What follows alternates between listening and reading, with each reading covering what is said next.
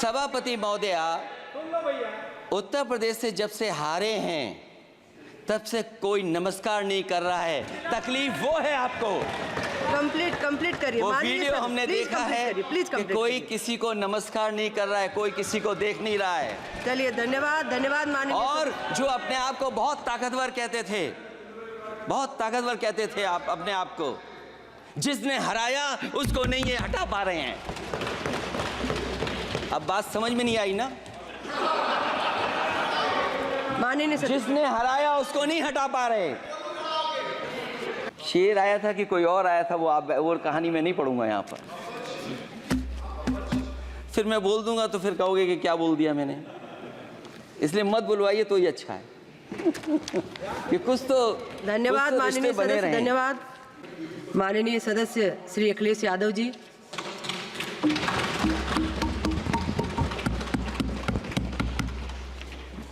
सभापति महोदया, मैं आपका बहुत धन्यवाद देना चाहता हूं कि आपने मुझे बजट 2024-2025 में बोलने का मुझे मौका दिया है। इस सरकार का लगातार ये 11वां बजट है। 11वें बजट के बाद भी नाउम्मीदगी दिखाई दे रही है और सरकार में हैं तो सरकार के लोग तो अच्छी बात करेंगे ही। न केवल नाउम्मीदगी दिखाई दे रही है बल्कि जो चेहरों पे खुशी होनी चाहिए थी सरकार बनने के बाद, वो चेहरों पे उतनी खुशी नहीं दिखाई दी।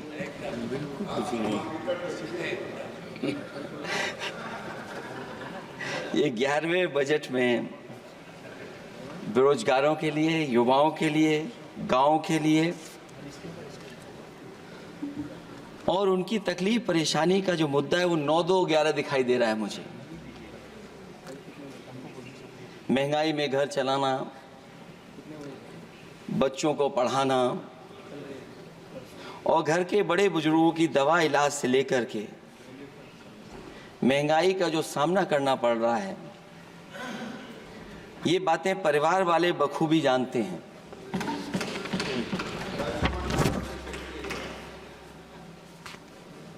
मैं जब सत्ता पक्ष के लोगों के जो आंकड़े देखता हूं और सुनता हूं, अगर इतना सब कुछ 10 साल में अच्छा हुआ है तो आप हंगर इंडेक्स में कहां खड़े हैं? अगर 10 साल बाद भी यही बात सत्ता पक्ष की तरफ से आएगी कि हम कहां खड़े हैं। आपने बड़ा सपना दिखाया make in India. Uttar Pradesh जैसे बड़े स्टेट से सबसे ज्यादा लोकसभा के सांसद चुने जाते हैं। हमें कोई बहुत बड़ा प्रोजेक्ट नहीं मिला, कोई बड़ा प्रोजेक्ट नहीं मिला। प्रधानमंत्री जी मिले हमें। और अगर कोई सभापति महोदय कोई बड़ा प्रोजेक्ट मिला हो 10 साल में, कोई आईआईएम मिला हो, कोई आईआईटी मिली हो और जो ट्रिपल आईटी किसी समय पर उत्तर प्रदेश को मिली थी, क्या उसमें क्या सहयोग सरकार की तरफ से हुआ है? न केवल ये संस्थाएं बल्कि गवर्नमेंट जो एजुकेशन की इंस्टीट्यूशंस हैं वो सेंट्रल की तरफ से कौन सी नई आ गई? मेडिकल के क्षेत्र में कोई बड़ा संस्था आई हो? जो 2 एम्स आए हैं, मुझे याद है कि रायबरेली का एम्स भी समाजवादी सरकार में जमीन दी गई, उसके परिणाम है कि वह एम्स बन गया। गोरखपुर में भी जो एम्स आया, समाजवादी सरकार थी, जमीन दी गई, तब एम्स आया। और जो एम्स आ भी गए हैं अगर वहां 2, क्या उनमें पर्याप्त इलाज मिल पा रहा है? केवल यही नहीं, मेक इन इंडिया सपना तो ये दिखाया गया था कि अगर प्राइवेटाइजेशन हो जाएगा तो नौकरियां मिल जाएंगी। कुछ हद तक तो बहुत सी चीजें प्राइवेटाइज हो गई, लेकिन नौकरियां कम होती चली गई। और जो सबसे बड़ा सवाल है, जो पीड़ित परिवार के लोगों को जो हक और सम्मान मिलता है, क्या ये सरकार वो दे पा रही है? टैक्स कलेक्शन में सपना दिखा रहे हैं कि हम यहां पहुंच गए हैं, आखिरकार एक्सपोर्ट क्यों कम होता चला जा रहा है? और हम जो ट्रेड डेफिसिट है उसको कैसे खत्म करेंगे?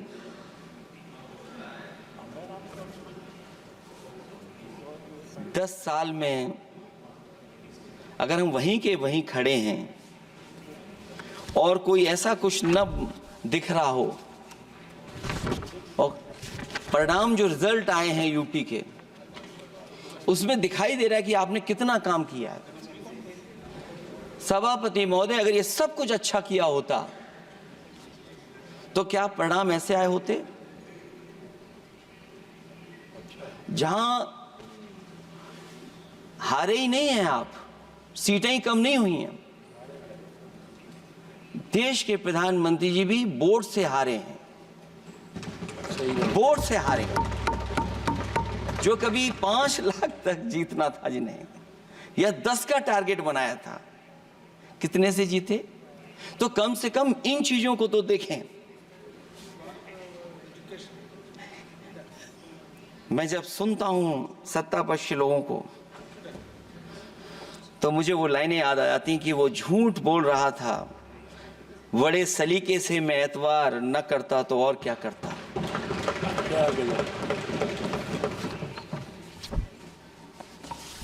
मुझे याद है कि देश के प्रधानमंत्री जी ने जनकपुर में एक झंडा दिखाया था और उस बस में 35 लोग बैठ करके अयोध्या आए थे। सभापति महोदय, उस समय भी मैंने मांग की थी कि जहां से जनकपुर से यात्रा शुरू हो रही है और अयोध्या तक बस से लोग आएंगे तो पता नहीं कितने घंटों में आएंगे। मैंने मांग की थी कि वहां से लेकर के अयोध्या तक एक्सप्रेसवे बनना चाहिए, कि कम से कम जो जनकपुर से आए और अयोध्या दर्शन करने आ रहे हैं और बस से आ रहे हैं, कम से कम उनकी तकलीफ परेशानी तो कम होती। जो आप कहते हैं कि एफडीआई बहुत आया है, मैं अभी सुन रहा था, कहा कि टेलीफोन बनने लगे। टेलीफोन बन नहीं रहे हैं, मोबाइल बन नहीं रहे हैं। वो समाजवादी पार्टी के समय पर नोएडा में जो इंडस्ट्रियल पॉलिसी थी, इलेक्ट्रॉनिक पॉलिसी थी, उसके तहत आई थी। वो इंडस्ट्री जितनी आई है उस समय उस पॉलिसी के तहत आई और बन नहीं रहा है, मेक इन इंडिया नहीं हो रहा है। लेकिन जमीन किसने दी है?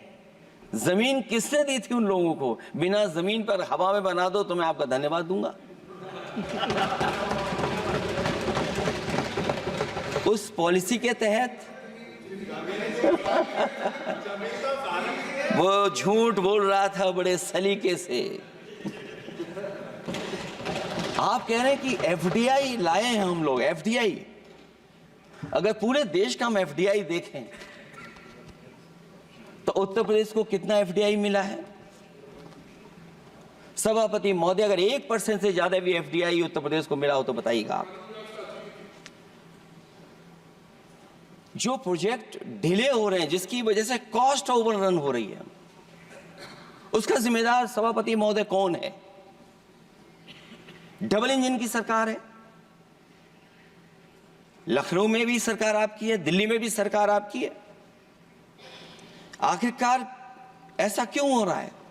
और आज ही जब सदन में सभापति महोदय हम लोग आए हैं तो एक और रेल एक्सीडेंट की खबर सुनी है। जब से ये सरकार आई है, रेल एक्सीडेंट्स और पेपर लीक में कंपटीशन चल रहा है कि कौन आगे जाएगा।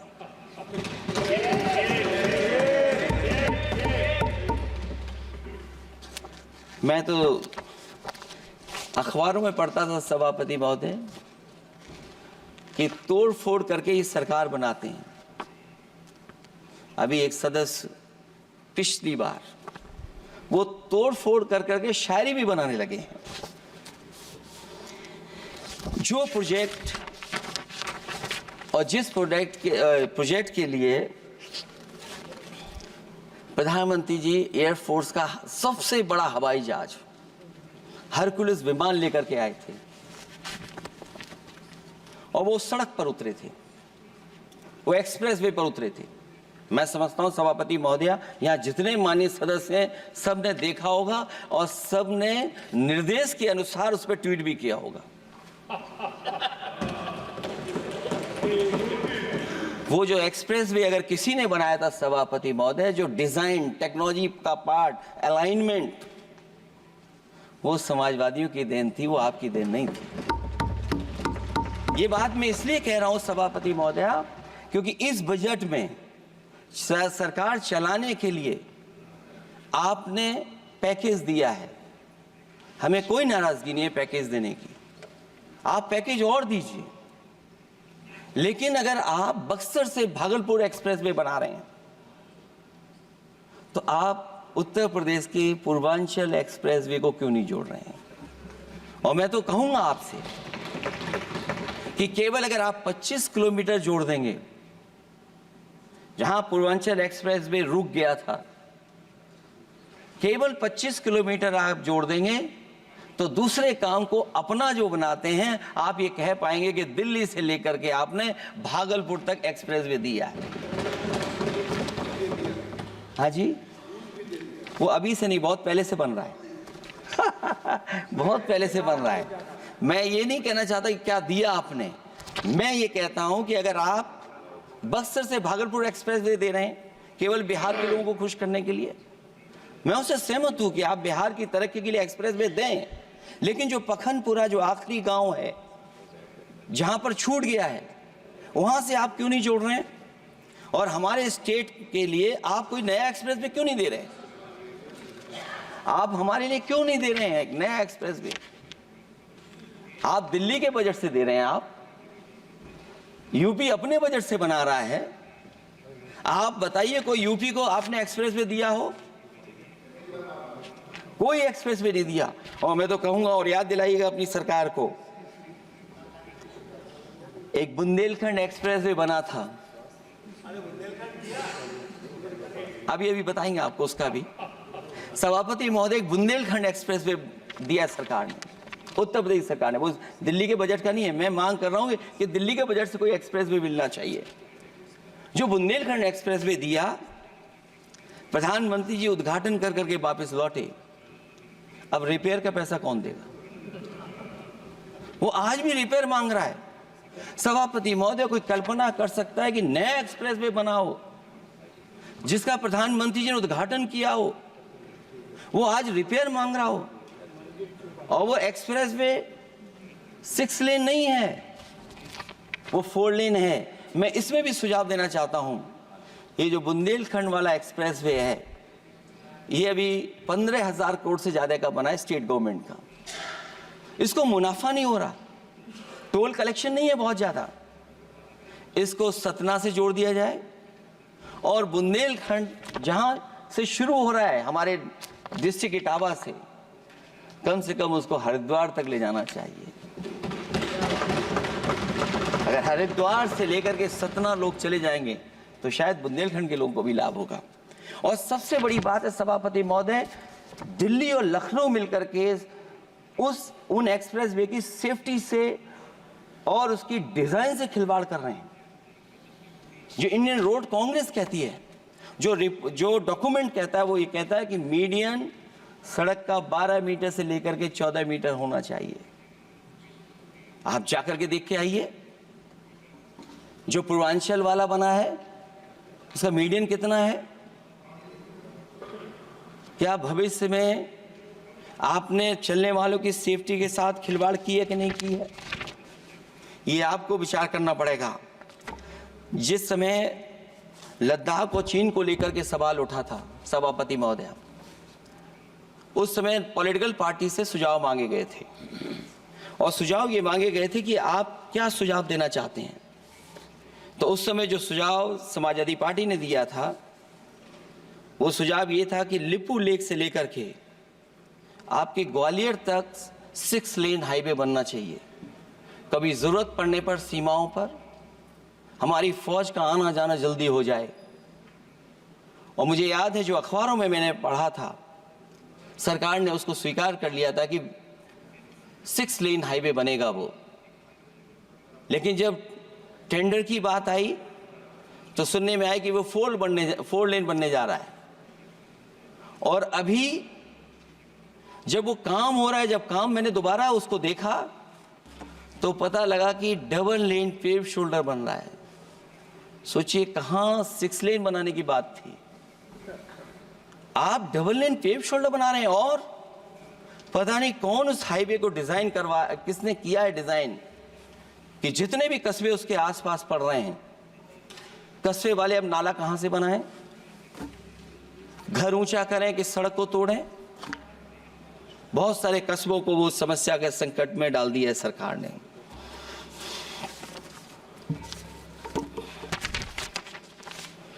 जो सरकार मंचों से ये कहती थी कि हम किसानों की आय दोगुनी कर देंगे, आज तो 11 साल हो गए सरकार को। किसान की आय दोगुनी हो गई क्या सरकार बताए? और अभी मैं बहुत सारे माननीय सदस्यों को जब सुनता हूं तो वो कहते हैं कि हम एमएसपी दे रहे हैं। अगर आप एमएसपी दे रहे हैं तो उसकी कानूनी गारंटी क्यों नहीं दे रहे हैं? आप कानूनी गारंटी दीजिए। और फिर कई बार सुनने को मिलता है कि हॉर्टिकल्चर क्रॉप्स के लिए आप क्या कर रहे हैं, उसके एमएसपी की कब तैयारी करेंगे आप? और फिर आय दोगुनी में आप कितना देंगे किसान को?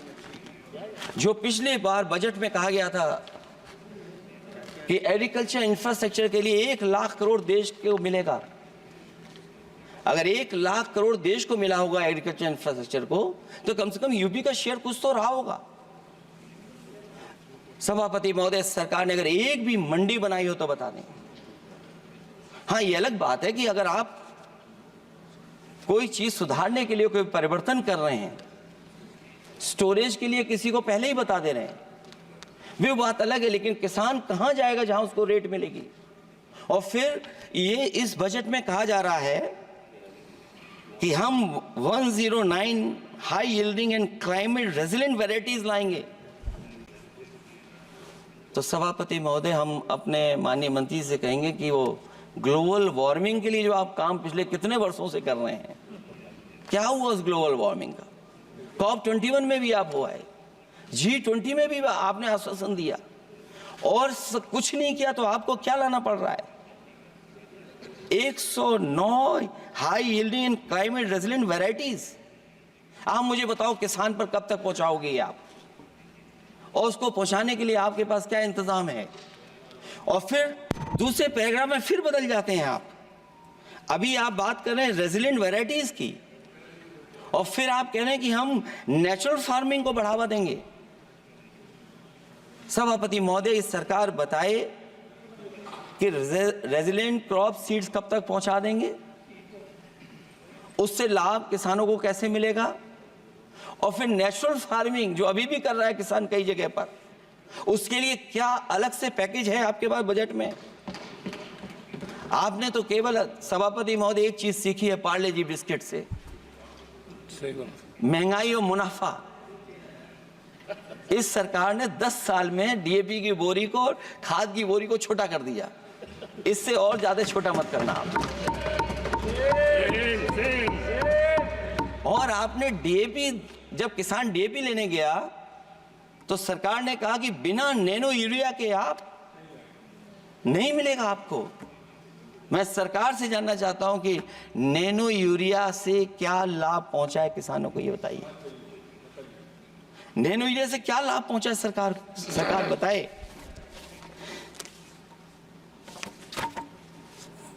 हमारे यहां बड़े बड़े आयोजन हुए सभापति महोदय, इन्वेस्टमेंट मीट के, बड़े बड़े आयोजन हुए इन्वेस्टमेंट मीट के, और 5 लाख करोड़ के एमओयू साइन हो गए, 5 लाख करोड़ के। मैं ये सभापति महोदय, बजट हमारी क्या मदद कर रहा है उत्तर प्रदेश के उद्योग लाने के लिए? और ऐसे आयोजन हुए जिसमें देश के प्रधानमंत्री आए, देश के राष्ट्रपति आए, और देश के जितने बड़े उद्योगपति सब आए थे। लेकिन आज यूपी को क्या मिला वहां पर? किसानों के लिए एग्रीकल्चर सेक्टर में बड़े बड़े एमओयू हुए, लेकिन आज जमीन पर कुछ नहीं दिखाई दे रहा है। मुझे याद है समाजवादी सरकार में, क्योंकि देश का सबसे ज्यादा उत्पादन दूध का अगर कहीं हो रहा है तो उत्तर प्रदेश में हो रहा है, और उस उत्पादन को बढ़ावा देने के लिए और इन्वेस्टमेंट लाने के लिए उस समय की सरकार ने फैसला लिया कि अगर बाहर से भी कोई डेयरी या डेयरी प्लांट लगाना चाहेगा तो उसमें सरकार सहयोग करेगी। और परिणाम ये हुआ कि गुजरात की 3 अमूल प्लांट लग गए यूपी में। तो मैंने उद्घाटन किए, एक देरी से हुआ तो देश के प्रधानमंत्री जी ने किया। लेकिन उसके बाद कोई नया प्लांट आया हो तो बता दें। जो अमूल से पुरानी संस्था है, क्या उसका सहयोग कुछ करेंगे आप लोग? क्या आप पराग का सहयोग करेंगे कुछ? न केवल दूध उत्पादन में उत्तर प्रदेश आगे है, बल्कि चीनी में और गन्ने की पैदावार में भी कभी आगे कभी पीछे होता है। किसानों को भरोसा दिलाया गया था कि उनकी भी आय दोगुनी हो जाएगी, उनको भी बहुत सुविधाएं दी जाएंगी, बिजली फ्री दी जाएगी। सभापति महोदया, उन्हें फ्री बिजली नहीं दी सका। ये आश्वासन था आपका। और आज अगर उत्तर प्रदेश पिछड़ इसलिए रहा है क्योंकि सबसे महंगी बिजली अगर कहीं कोई पा रहा है तो उत्तर प्रदेश पा रहा है। और मुझे याद है, क्योंकि बात ये मुझे इसलिए कहना चाहिए, बीजेपी के एक विधायक जो सबसे बुजुर्ग थे, वो देश के प्रधानमंत्री जी के क्षेत्र में बिजली 24 घंटे आए, उसके लिए वो धरने पे बैठ गए थे। वहां के अधिकारियों ने कहा कि बुजुर्ग हैं, इनका स्वास्थ्य बेहतर नहीं है, इनका धरना आप उठवा दीजिए। मैंने सभापति महोदय उनको बुलाया, मैंने उनकी बात सुनी। उन्होंने कहा कि प्रधानमंत्री जी के क्षेत्र में 24 घंटे बिजली होनी चाहिए। उसी दिन मैंने फैसला ले लिया कि प्रधानमंत्री के क्षेत्र में 24 घंटे रहेगी बिजली। और मैंने उससे मांग की सभापति महोदय कि उत्तर प्रदेश देश के प्रधानमंत्री को बनाने में सबसे बड़ा सहयोग किया है, इसका कम से कम बिजली का कोटा तो बढ़ जाए यूपी का। वो 8 साल हो गए, उत्तर प्रदेश ने देश के प्रधानमंत्री को तो दे दिया, लेकिन अभी तक बिजली का कोटा नहीं बढ़ा। हमें उम्मीद है 11 शुभ होता है, इस 11वें बजट में कुछ तो सुविधाएं ऐसी उत्तर प्रदेश को दी जाएंगी जिससे वहां के लोगों को लाभ पहुंचे, मदद पहुंचे।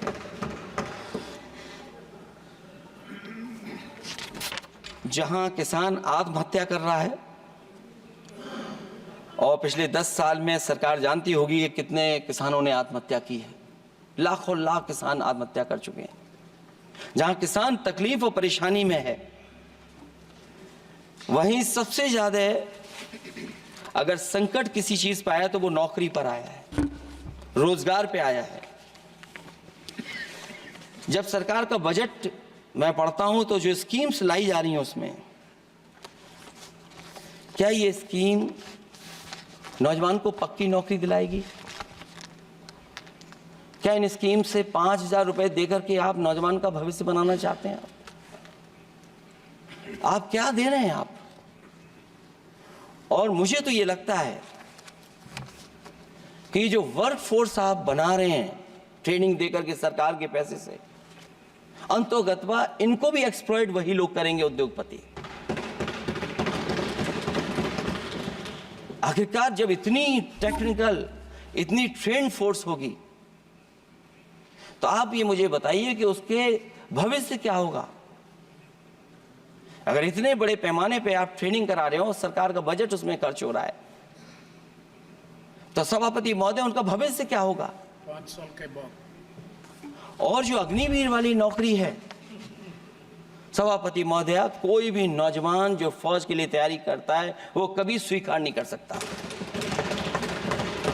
जब पहली बार ये स्कीम आई थी अग्निवीर, उस समय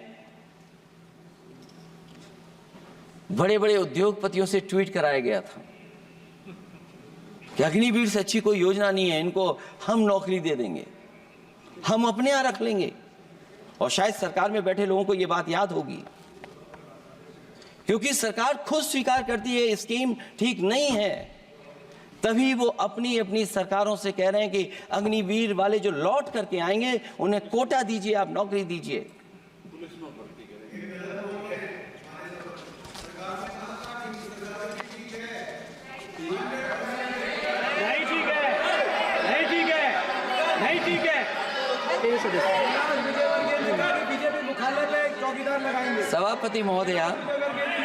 सभापति महोदय, मैं बैठ जाता हूं, आप खड़े होकर के कह दीजिए अग्निवीर व्यवस्था अच्छी है।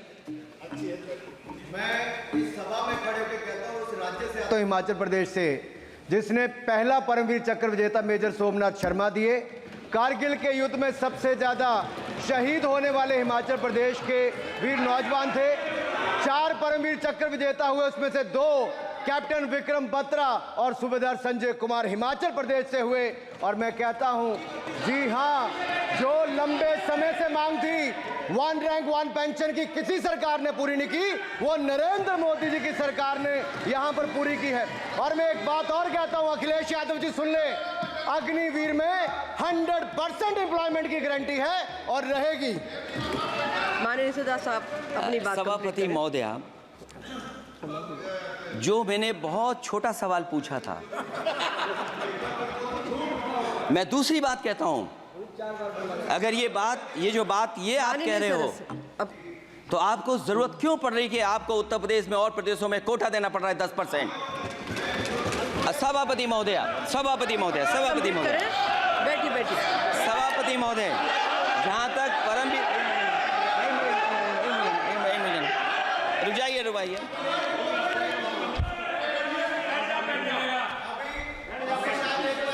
अरे सुनने दो। माननीय सदा साहब अपनी सभापति महोदय, सभापति महोदय, चैल जानते हैं आप कहाँ हैं? चैल जानते हैं आप कहाँ हैं? कभी गए हो उस मिलिट्री स्कूल में? मैं खुद मिलिट्री स्कूल का पढ़ा हूँ। और आप परमवीर चक्र की बात कर रहे हो, तो हम भी तमाम नाम गिना सकते हैं। माननीय सदस्यों से मैं आग्रह कर रही हूँ, आपस में चर्चा न करें। ये सभापति महोदय, ये सभापति महोदय, जी 1 मिनट से भी कम, मैं आपके सामने कहना चाहता हूं, ये तो केवल मिलिट्री स्कूल गए हैं।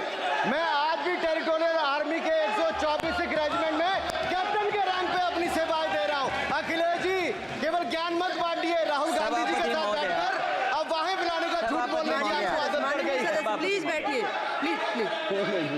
माननीय सदस्य से मैं आग्रह कर रही हूं, आप अपनी बजट पर चर्चा करें। सभापति महोदय, आपका समय पूरा हो गया है, मैं प्लीज कंप्लीट करिए। सभापति महोदय, मैं इसलिए नहीं कह रहा, मैं क्या बात कहना चाहता हूँ, शायद मंत्री जी नहीं रहे इसलिए तकलीफ परेशानी ज्यादा है। और आप, अरे हमारा दर्द नहीं समझोगे, हम आपका दर्द चेहरे से पढ़ते हैं। अच्छा, दर्द मैं बताता हूँ, माननीय सदस्यों से मैं आग्रह कर रही हूँ, सभापति महोदय, दर्द मैं बताता हूँ। बजट पर चर्चा करिए, प्लीज बजट पर चर्चा सभापति करिए। जी, दर्द मैं बताता हूं, देखिए दर्द बात पहुंचेगी कि नहीं पहुंचेगी। सभापति महोदय, उत्तर प्रदेश से जब से हारे हैं तब से कोई नमस्कार नहीं कर रहा है, तकलीफ वो है आपको। कंप्लीट करिए। वो माननीय वीडियो सदस्य, हमने प्लीज देखा कंप्लीट है करिए, प्लीज कि कंप्लीट कोई करिए। किसी को नमस्कार नहीं कर रहा है, कोई किसी को देख नहीं रहा है। चलिए, धन्यवाद माननीय और जो अपने आप को बहुत ताकतवर कहते थे, बहुत ताकतवर कहते थे आप अपने आप को, जिसने हराया उसको नहीं ये हटा पा रहे हैं। अब बात समझ में नहीं आई ना? माननीय सदस्य, जिसने हराया उसको नहीं हटा पा रहे। और अगर माननीय सदस्य, सभापति प्लीज, महोदय, माननीय अग्निवीर सदस्य। व्यवस्था समाजवादी लोग स्वीकार ही नहीं कर सकते। आप बजट पर पूरी अपनी बात सभापति रखिए। महोदय अग्निवीर स्वीकार नहीं कर सकते। आप अपनी जब चर्चा भी हम रखिए, सत्ता कोई में दिक्कत आएंगे, साल 2 साल, ये चलने वाली सरकार नहीं है, गिरने वाली सरकार है, याद रखना आप। माननीय सदस्य, और देखिए, आप क्यों नहीं समझ रहे हो? साइकिल हमारा चुनाव चिन्ह है, साइकिल ही आपको सरकार चलवा रही है। जिस दिन साइकिल हट गई, आप कहाँ बैठे मिलोगे? और दूसरे हमारे साथी हैं जो हमें लेकर के यहाँ लाए थे। माननीय हम यहाँ सदस्य से मैं छूट गए, आग्रह कर रही वो हूँ, चले गए कंप्लीट वहाँ। करिए। सभापति महोदय, मैं प्लीज, कंप्लीट 2-3 बातें कहता हूँ यूपी को लेकर के, मैं मांग करता जी, हूँ। कंप्लीट करिए आप। सभापति महोदय, चंबल एक्सप्रेस वे बनना चाहिए, क्योंकि देश का सबसे बड़ा एक्सप्रेस वे जो 1 लाख करोड़ का बना है, वो दिल्ली मुंबई से है। और यूपी को क्यों नहीं जोड़ रहे हैं आप? गंगा को लेकर के सब चिंतित हैं। गंगा की सफाई अभी नहीं हुई है। जो बजट गया पता नहीं कहाँ चला गया, किसी को नहीं पता। जैसे पानी बहा वैसे ही बजट भी चला गया। दूसरा, क्योंकि मंत्री जी बैठे हैं, वो जानते होंगे मंत्री जी कि देश की सबसे अच्छी लाइन सफारी बनी है इटावा में, और उस लाइन सफारी को बनाने में हम लोगों को बहुत समय लगा, क्योंकि एक लाइन सफारी, एनिमल सफारी अगर बननी हो, उसको बनाने में बहुत टाइम लगता है, बहुत जगह से परमिशंस लेनी पड़ती हैं। हम लोगों को परमिशंस नहीं मिली, और क्योंकि वो प्रोजेक्ट अच्छा है, एशियाटिक लाइन्स की ब्रीडिंग शुरू हो गई वहाँ पर।